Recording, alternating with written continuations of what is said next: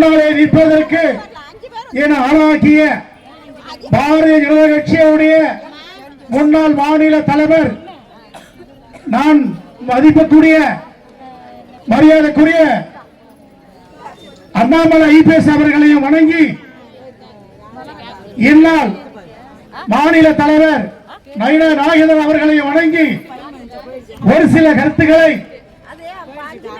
இந்த திராவிட முன்னேற்ற கழகம் தில்லுமுள்ளுகளும் எப்படி செய்து கொண்டிருக்கிறார்கள் என்பதையெல்லாம் ஒரு சில வார்த்தைகளை கோடிட்டு காட்டலாம் என்று நினைக்கிறேன். எந்த காலத்திலும் சரி,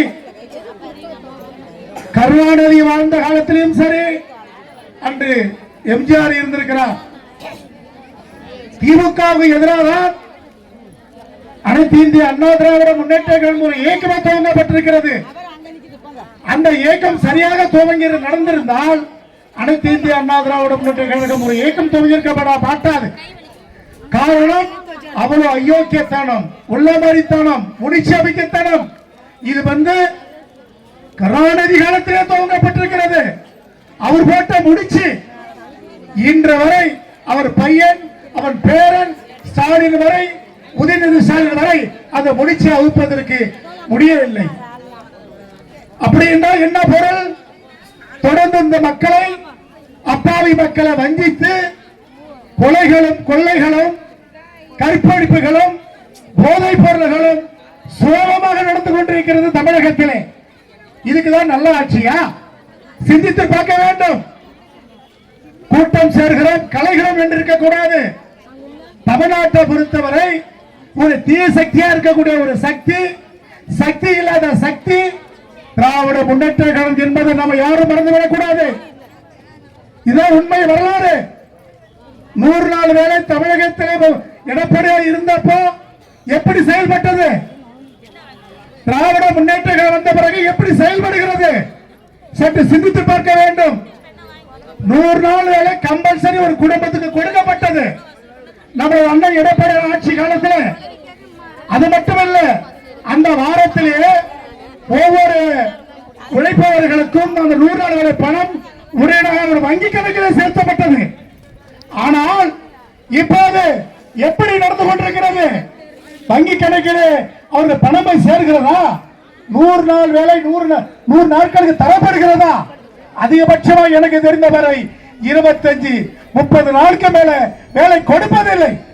ஆனால் 100 நாள் வேலை நடந்து கொண்டுதான் இருக்கிறது. காரணம், அட்டை மாத்தி போட்டு பினாமிலே நடத்தி கொண்டு பணத்தை வழிபறி செய்வது போல் நடத்தி கொண்டிருக்கிறது திமுக அரசு.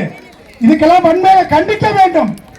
கண்டிக்கிற பொறுப்பு இங்க நிற்கின்ற தாய்மார்கள் கையில இருக்கிறது, தந்தைமார் கையில இருக்கிறது. இங்க வர்த்தகத்தை சிந்தித்து பார்க்க வேண்டும்.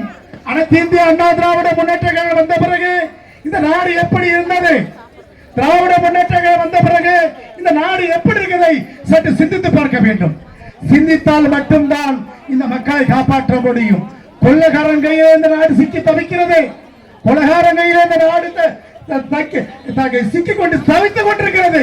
இதை காப்பாற்றுவதற்கு வேண்டும் என்று சொன்னால் நாம எல்லாம் ஒன்று கூடி வருகின்ற 2026 அண்ணன் எடப்பாடி அவர்களை முதலமைச்சராக்குவதை தவிர எதுவும் இருக்க முடியாது. சபைக்கார அடிக்க முடியாது, சாட்டையார் அடிக்க முடியாது. காரணம், இதெல்லாம் வாங்கி வாங்கி பழகி கொண்டவர்கள் திராவிட முன்னேற்ற கழகக்காரர்கள். இல்லைன்னா ஒரு நாட்டை ஆண்டு கொண்டிருக்கின்ற எங்கேயாவது ஒரு நல்ல ஆட்சி நடக்குதா? நல்ல திட்டங்கள் நடக்குதா? சொல்லுங்க பார்ப்போம். கணேசன் அவர்கள் இந்த ஆட்சியை பயன்படுத்தி கொண்டு தன்னோட குடும்ப வளர்ச்சியும் தன்னோட வளர்ச்சியை மட்டுமே பார்த்து கொண்டிருக்கிறார். நான் எம்எல்ஏ இருந்த போது இந்த தொகுதிக்கு திட்டமுள்ள ஒரு அரசு கலைக்கல்லூரி கொண்டு வந்தேன். பெண்களை எல்லாம் 12ஆம் வகுப்பு படித்து முடித்து விட்டால் மேல் படிப்பு தொடர முடியாமல் போகிறது. நான் வந்த பிறகுதான் அரசு கலைக்கல்லூரி கொண்டு வந்தேன். அதை கொண்டு வரக்கூடாததுக்கு ஏதோ கணேசன் போன்றவர்களா எனக்கு முட்டுக்கட்டை போட்டார்கள், லஞ்சலாவணியை பேசினார்கள். அதையும் மீறிதான் கலைக்கல்லூரி புரட்சித் தலைவர் அம்மா ஆசீர்வாதத்தோடு, அண்ணன் அருள்தேவன் ஆசீர்வாதத்தோடு அந்த கல்லூரி இன்னும் நடைபெற்றுக் கொண்டிருக்கிறது நம்ம திட்டக்குடியிலே. காரணம், ஏன் கணேசத்தை 3 முறை எம்எல்ஏ, 1 முறை எம்பி, 1 முறை மாவட்ட பஞ்சாயத்து தலைவர், ஏன் இந்த தொகுதிக்கு இன்று இதுக்கு முன்ன திமுக காரர்கள் ஏன் ஒரு கலைக்கல்லூரி கொண்டு வர முன்வரவில்லை? என்ன காரணம்? அதுதான் சுயநலம். என்ன சுயநலம்? ஆண்டுக்கு 100 கோடி வருமானம் வருது, ஆண்டுக்கு 150 கோடி வருமானம் வருகிறது கல்லூரிகளால். தமிழர்கள் மட்டும், நான் மட்டும்தான் எம்எல்ஏ ஆன பிறகு ஒரு கல்லூரியோ ஒரு ஸ்கூலோ ஒரு பெட்ரோல் பங்கோ வச்சுக்கவில்லை. என்ன தவிர இந்த தொகையில் அத்தனை சட்டமன்ற உறுப்பினர் வந்தவர்களும் கல்லூரி பெட்ரோல் பங்கு ஸ்கூலை வைத்து நடத்தி கொண்டு பிழைப்பு நடத்தி கொண்டிருக்கிறார்கள். அந்த வரிசையில் தான் சி.வே. கணேசனும் நடந்து கொண்டிருக்கிறார். சி.வே. கணேசன் மட்டுமல்ல, தமிழகத்தில் 234 தொகுதிகளும் டெபாசிட் இழுக்க போகிறது திராவிட முன்னேற்ற கழகம் என்பதை இந்த கூட்டம் நிரூபித்துக் கொண்டிருக்கிறது. இதுதான் வரலாறு. இதை மாற்றுவதற்கு எந்த சக்தியாலும் நடக்காது. 2026 திமுக என்ன நடந்து கொண்டிருக்கிறது? எப்படியாக இருந்தாலும் பணத்தை கொடுத்து நம்ம ஜெயிச்சிடலாம்.